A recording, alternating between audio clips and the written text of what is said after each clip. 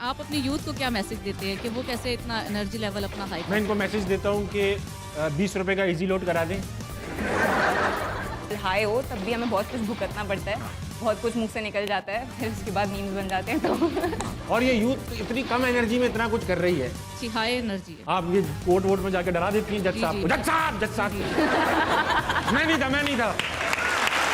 अच्छा भाई, ऐसा है रुमैसा, आप माशाल्लाह से 4 साल की उम्र से आपको काम मिलना शुरू हो गया। 4 साल की उम्र में पहली बार आप एक टेलीविजन कमर्शियल में आई। हाँ, किस चीज़ का कमर्शियल था? वो था ब्रेड का, ब्रेड डबल रोटी का कमर्शियल था। वाह। तो 4 साल की उम्र में ये काम कैसे मिल गया? डबल रोटी के ऐड में किस तरह से कास्ट हुई आप? यार बेसिकली मैं जिस स्कूल में पढ़ती थी, मेरी प्रिंसिपल के भाई का डबल रोटी प्रोडक्शन की हाउस था। नहीं, डबल रोटी थी, प्रोडक्शन हाउस था। ठीक है। तो इस तरीके से समझो, थोड़ी बहुत पर्ची लग रही होगी, बट ऑडिशन दिया था मैंने। ऑडिशन?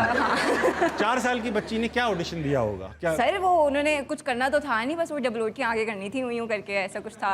तो आपने ऐसी डबल रोटी दी, उन्होंने कहा ये बच्ची बहुत अच्छी डबल रोटी फिर लगा। उन्होंने मुझसे पत्ती का ऐड भी करवा लिया, उनको बोला चाय भी साथ तंबाकू होनी की चाहिए। पत्ती का? नहीं भाई, अच्छा, चाय की पत्ती का ऐड करा लिया। हाँ जी। उसमें 4 साल की बच्ची पूरा नाश्ता जो बना रही है, पहले डबल रोटी फिर चाय, उनको आपके अंदर ऐसी क्या खूबी नजर आ रही थी कि 4 साल की बच्ची से चाय भी बनवा ली? पता नहीं, मैं बचपन से ही थोड़ी चाय वाली। अच्छा, तो कैसे? अब ये देखो ना, ये अक्सर लोग कहते हैं मेल डोमिनेंट इंडस्ट्री है, मगर आपकी स्टोरी अगर 4 साल में ऐड मिल रहा है, फिर ड्रामा भी एक यंग एज में ही मिल गया कंसिडरेबली, तो ये इंडस्ट्री का सफर इतना आसान कैसे हुआ? मतलब सोशल मीडिया की वजह से हुआ? नहीं आसान, सोशल मीडिया की वजह से बहुत आसान हुआ है, जो मैं कहूँगी। क्योंकि अगर मैं वो डबल रोटी के ऐड करी थी, तो मैं वहाँ कोई कोने में डबल रोटी आगे करी थी, अब मैं आगे डबल रोटी आगे करती हूँ।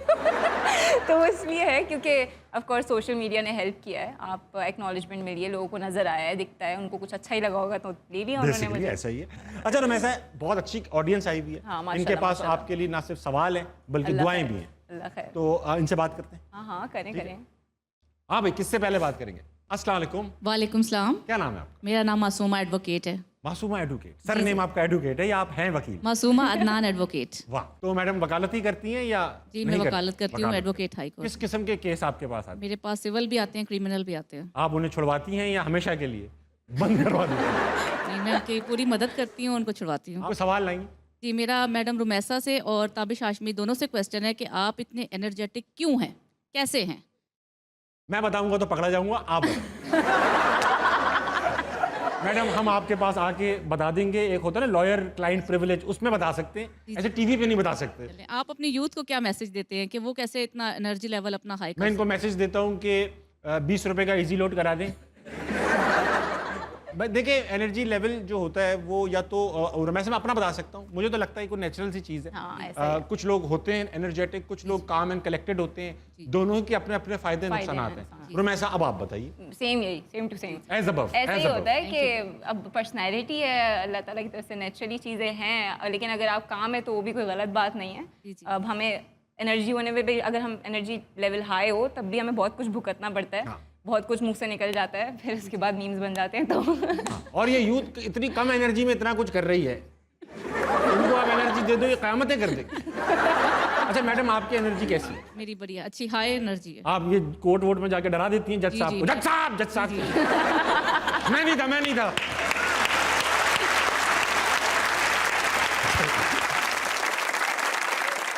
अस्सलाम वालेकुम। वालेकुम अस्सलाम। क्या नाम है भाई? मोहम्मद तैयब। तैयब भाई, क्या करते हैं आप? मैं पोस्ट ऑफिस में जॉब करता हूँ। पोस्ट ऑफिस में खतो किताब है जी। तो पोस्ट ऑफिस में क्या जॉब करते हैं? मैं एज अ पोस्टमैन हूँ। अच्छा, कभी पोस्टमैन वो आपका इंतजार होता है, वो जी, शख्स जी, हैं आप? जी। तो कभी खत खोल के पढ़े हैं आपने? नहीं झूठ तो ना बोलें। कभी तो नहीं, कभी तो खुला हुआ खत भी आ गया होगा। खुले हुए आ जाते हैं लेकिन हम उसको पैक कर देते हैं। आप थूक लगा के नहीं, बहुत और गया। अब कितना बुरा होगा ये, कोई सालों बाद कतर से अपनी बीवी को खत लिख रहा है। थूक लगा, एक थूक की वैल्यू है उसका। अब तैयब भाई का थूक लगा। अब देखे ना, चक्कर का खाता है। किसी के थूक में अपना थूक न लगा। नहीं, अब स्टेपलर का दौर है। क्या कह रहे हैं? स्टेपलर का दौर है, स्टेपलर कर देते हैं। स्टेपलर कर देते हैं आप, सही है। थूक आप इंटैक्ट रखते हैं। नहीं, अब सेफर करते हैं। थूक का तकद्दुस बहाल कर। जी, बिल्कुल। सेव कर रहे हैं, कह रहे हैं मैं सेव कर रहा हूँ। तो पोस्ट भाई, सॉरी तैयब भाई, ये बताइए कोई सवाल लाएं? जी, मेरा रुमैसा खान लिख कर दे दें। क्वेश्चन है कि आप कैसा फील करते हैं कि इतने से कद में इतनी शोहरत? क्या?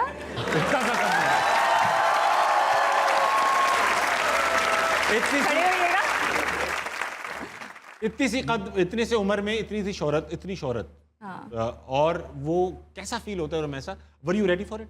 मेरा बड़ा मानना है कि आपको ना जब भरोसा होता है ना कि कोई चीज़ होगी, वो हो जाती है। ऐसा ही है। तो ऐसे कह सकते हैं कि मैं 4 साल की थी जब कमर्शियल किया था, तो उसी टाइम से पता था कि ये मेरा यही हो सकता है और कुछ नहीं हो सकता। कुछ लोग, हाँ, तो बिल्कुल ठीक। वो बस एक बिलीफ था और वो होता चला गया। तो आगे भी ऐसे ही होता जा रहा है मेरे साथ कि मैं कुछ एक गोल्स बना लेती हूँ, उस पर इतना यकीन कर लेती हूँ और वो हो जाता है। Very nice, तो ठीक। मैं ऑलरेडी प्रिपेयर्ड होती हूँ।